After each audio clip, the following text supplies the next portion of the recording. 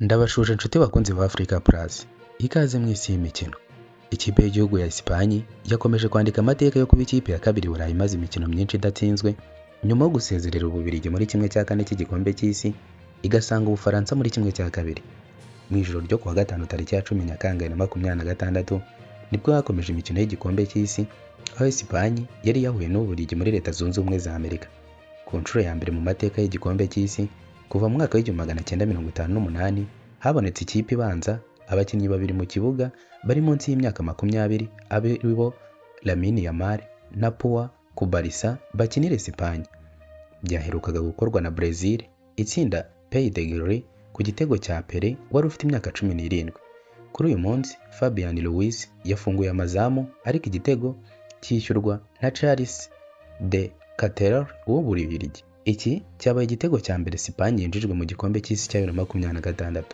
Charles de Ketelaere kandi yujuje ibitego 5 mu gikombe cy'isi ari nabyo bitego yatsinze mu mwaka wose w'imikino wa 2025-2026 mu ikipe ya Atalanta yo mu Butaliyani. Uyu mukino wasize Pedro Porro wa Espagne abaye umukinnyi wa gatatu ukina mu bwugarizi uremye uburyo bwinshi bw'ibitego aho amaze kurema 9 agakurikirwa na Hakim waremye 17 na Nuno Mendes waremye 11. Michael Merino watsinze igitego cy'intsinzi cya Espagne mu mikino 2 iheruka yatsinze ibitego byatanze intsinzi ku ikipe ye, nyamara yinjiye mu kibuga mu minota ya nyuma.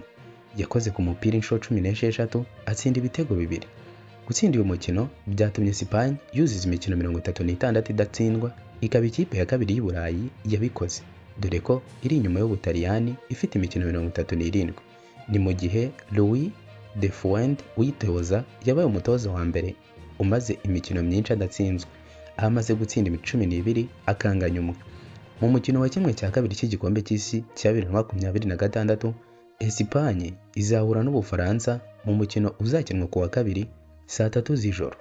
Rutahizamu w'ikipe y'igihugu y'Ubufaransa Kylian Mbappé yatangaje ko ameze neza nyuma yo gusohoka mu mukino batsinzemo Maroc ibitego 2-0 muri kimwe cya kane cy'igikombe cy'isi, aho yaragize ikibazo gite ku kabombo mari. Muri uyu mukino wabaye kuri uyu wa kane Mbappé yafunguye amazamu atsinda igitego cyiza cyafashije Ubufaransa kuyobora mbere y'uko mugenzi we Ousmane Dembélé atsinda icya kabiri cyahesheje Les Blues intsinzi. Nubwo yatsinze, Mbappé yanahushije penalty mu gice cya mbere cy'umukino nyuma yo kugushwa hasi na myugariro wa Maroc Noussair Mazroui, aho umunyezamu Yassine Bounou yayikuyemo. Iki gitego cya Mbappé cyatumye agira ibitego 8 mu gikombe cy'isi anganya na Lionel Messi mu rugamba rwo gutwara igihembo cy'umukinnyi uzasoza irushanwa ari umaze gutsinda ibitego byinshi. Ku munota 77 Mbappé yasabye gusimbuzwa nyuma yo kumva ububabare ku kabombomore ku kuguru kw'iburyo. Yahawe ubufasha n'abaganga b'ikipe asohoka asuhuza abafinnyi ndetse na bagenzi be. Amashusho ya televiziyo yamugaragaje yicaye ku ntebe y'abasimbura yashyizeho urubura ku kirenge cy'iburyo, ibintu byatumye bamwe batangira kugira impungenge ko yaba yagize imvune.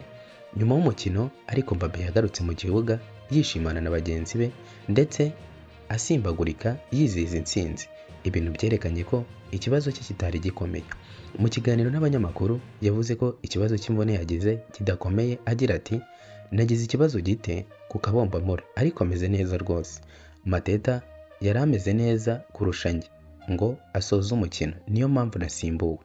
Umutoza w'Ubufaransa Didier Deschamps nawe yemeje ko imvune ya Mbappé idakanganye. Yagize ati yagize ububabare buke ku kabombamore ariko nta kintu gikomeye gihari. Ubufaransa buzacakirana na Espagne cyangwa Ububiligi muri kimwe cya kabiri kirangiza. Abafana b'iyi kipe bafite icyizere ko Mbappé azaba ameze neza kandi yiteguye gufasha bagenzi be.